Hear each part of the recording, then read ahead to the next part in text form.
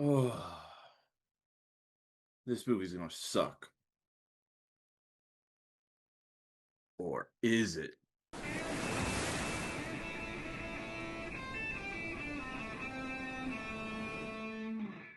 Welcome back to Kodos Cove, everybody. Today we're giving my review for The Naked Gun. So, The Naked Gun, starring Liam Neeson, is a legacy sequel that I am happy to say doesn't suck. For starters, this movie does not focus solely on nostalgia and using callbacks and things from the original Naked Gun back in the 80s, like a certain other legacy film that we just reviewed did. Get the hell out of here, Adam. When I first heard about this movie, saw the first teaser in theaters, I really thought this movie was going to be very bad. But I've got to say, Liam Neeson did such a great job in this movie. So I was surprised how much I actually enjoyed this film in theaters. Because for one, spoofs, slapstick comedies, whatever you want to call this style of movie, they don't happen anymore. They had a great run in the 80s and 90s. The mid 2000s is when they started going downhill, and now studios are nervous to have that style of comedy movie. And comedies overall aren't in theaters very much. The Naked Gun sticks to its roots. You feel like you are thrown right back in the 80s with this movie. Liam Neeson's dry humor is so well done throughout the movie from start to finish. Liam Neeson plays Frank Drebin Jr. He is the son of Frank Drebin from the original Naked Gun series, and Liam Neeson is like a clone of Leslie Nielsen in this movie. He might actually be Leslie Nielsen's son because they act so similar in the movie. It was so well done. As mentioned earlier, this movie does not rely on nostalgia and callbacks, but there are points in the movie where they do make some callbacks to the original. They were very well done though. So the plot to this movie, we're not going to get into spoilers. We're not really going to get into plot details or anything, but it is a goofy, over-the-top plot for this movie. I'll be honest, some of it does feel kind of like the Kingsman. When the first Kingsman movie came out, if you've seen Kingsman and you go to see this movie in theaters, which I highly recommend, you'll understand where I'm coming from. There's a big bad trying to do something throughout the world and take over the world. Liam Neeson has to go and save the world. What I really like about this movie, the pacing is pretty fast throughout the film. They set up joke after joke, and jokes are coming at you every second. It feels like you hardly don't get any time to like breathe and compose yourself after a joke in this movie.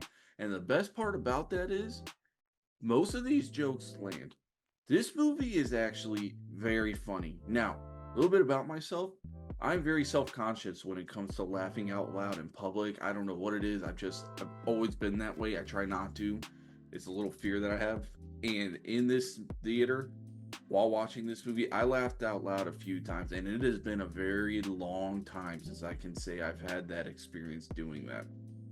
My theater from start to finish, viewers were laughing from start to finish. And you know what? It was very nice to sit in an atmosphere like that.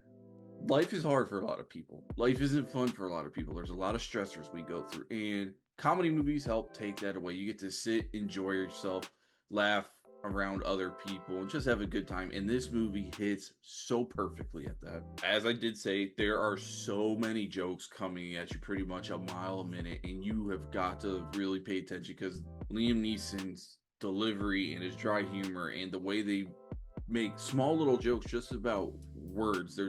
I'll give away just one little joke. There's a joke where they're talking about having to fight City Hall. There's a joke about fighting City Hall, and Liam Neeson's like, "Of course you can't. It's a building." It's just little things like that. If you don't pay attention to, you're not going to understand, or the joke's going to go over your head. And they do that a lot throughout the film, and the jokes are hilarious, very dumb, some of them, but it's just a great way to, do a callback to the original and how Leslie Nielsen did his characters in the movie like Airplane, The Naked Gun.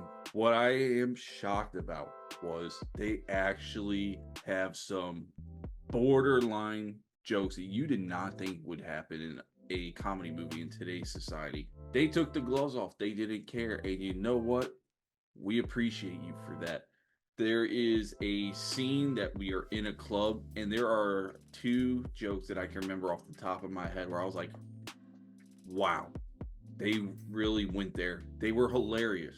Had people in the theater covering their mouth and gasping because they couldn't believe it either. You don't really see that. So you know what? Thank you. We appreciate that. This lets Hollywood know you can make a comedy movie like this again. So I hope the directors and the writers, Spaceballs 2, Scary Movie 6, any future comedy spoof movies we might have coming in the future, pay attention to what The Naked Gun did so well with, and they use that as a building stone for their movie so we can get more of these films, because the more success this movie has, the more Hollywood's going to want to bring back the spoof style comedy, which to me, one of my favorite style of comedy movies. I loved the scary movies up until 3, and then after that, we all know 4 was garbage. Airplane, Naked Gun, I mean, just classics.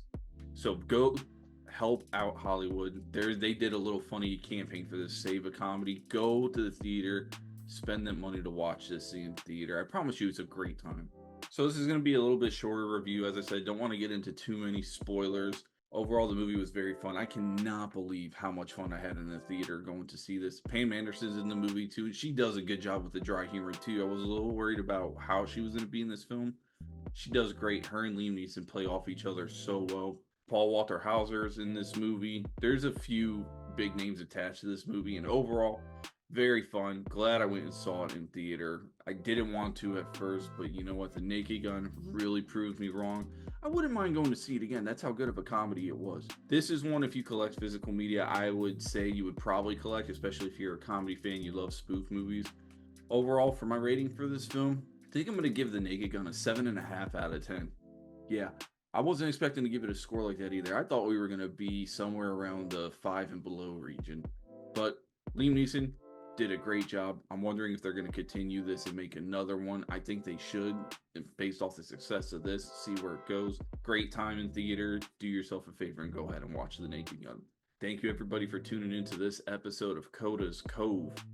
Hey, if you like the content, make sure you leave a like, subscribe. We've reached over 1,000 subs.